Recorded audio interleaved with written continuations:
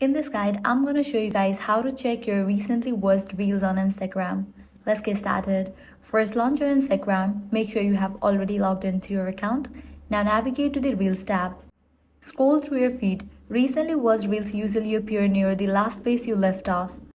If you watched a reel and exited the app, reopening Reels and scrolling up should bring it back near the top of your feed. Next up, check interactions. For that, navigate to your profile page. Click on three bars given at the top right. Now here you're gonna find different section. Head over to the section How you use Instagram and click on the option Your activity. Now navigate to the option Likes.